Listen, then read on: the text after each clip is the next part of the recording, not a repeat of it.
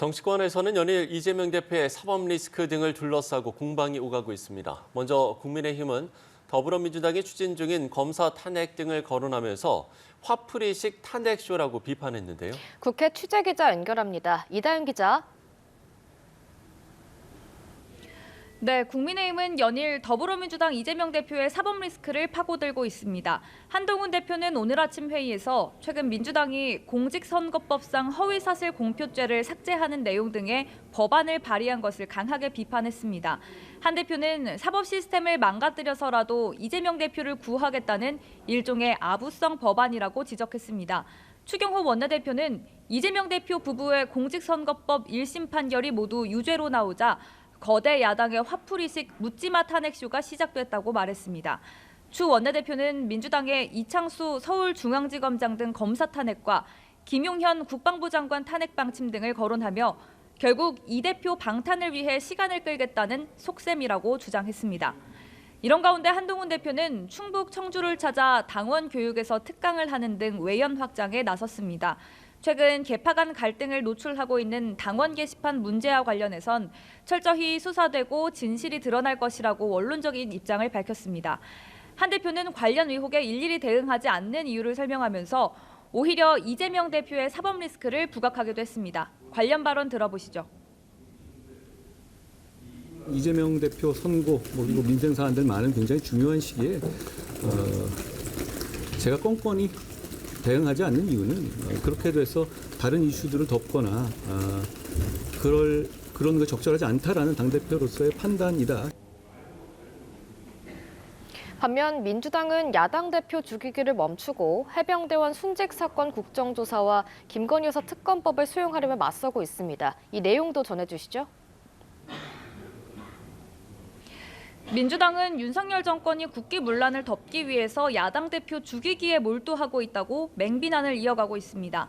박찬대 원내대표는 아침 회의에서 거짓말로 국민을 속여 시간을 벌고 국민의 시선을 야당 대표로 돌려 죄를 감추겠다는 심산이라고 주장했습니다. 동시에 정부의 실정을 부각하는 데 집중했는데요. 박 원내대표는 이른바 대통령 경로서를 언급하면서 해병대원 순직 사건에 대한 진상규명 필요성을 강조했습니다. 그러면서 국민의힘을 향해 즉시 국정조사에 협조하라고 촉구했습니다. 국민의힘은 의장실 측에 국정조사를 거부한다는 취지의 의견을 전달해 해병대원 국정조사를 둘러싼 여야 대치는 당분간 불가피할 것으로 관측됩니다. 동시에 민주당은 오늘도 명태균 씨가 2022년 지방선거 당시 국민의힘 공천 과정에 개입했다는 취지의 녹취를 추가로 공개하며 김건희 여사 특검법을 수용해야 한다는 압박을 이어갔습니다.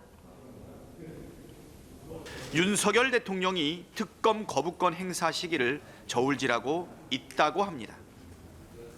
민심을 배반하는 특검 거부는 정권 몰락으로 이어질 것입니다. 오는 25일 위증교사 혐의 1심 재판 선고를 앞두고 있는 이재명 대표는 오늘 경기도 수원의 전통시장을 찾은 뒤 소상공인과 간담회를 진행했습니다. 특히 이 대표는 오늘 일정에 비명계 잠룡으로 꼽히는 김동연 경기지사와 동행해 이목을 끌었는데요. 지난 15일 공직선거법 위반 사건 1심 선고에서 의원직 상실형을 받은 가운데 민생과 통합행보를 통해 당 안팎의 동요를 최소화하겠다는 의도로 풀이됩니다. 네, 국회에서는 예산안 심사가 한창인데 오늘은 대통령실 특수활동비가 쟁점이 됐죠? 네, 오늘 오후 국회 운영위원회 전체 회의가 진행됐는데요. 야당이 단독으로 대통령실 특수활동비 82억 원을 전액 삭감하는 내년도 예산안을 처리했습니다. 국민의힘에서는 정부 목조르기 예산이다, 대통령실을 아예 멈추려고 하는 것이다라는 반발이 쏟아졌습니다. 민주당은 대통령실 특수활동비를 제외하고는 모두 정부 원안을 그대로 반영했다며 대통령 비서실 특수활동비의 경우 경호처와 다르게 사용처, 사용 목적 등에 대한 소명이 이루어지지 않았다며 전액 삭감 입장을 고수했습니다. 결국 국민의힘 의원들은 전원 퇴장한 가운데 야당 단독으로 예산안은 처리됐습니다. 지금까지 국회에서 전해드렸습니다.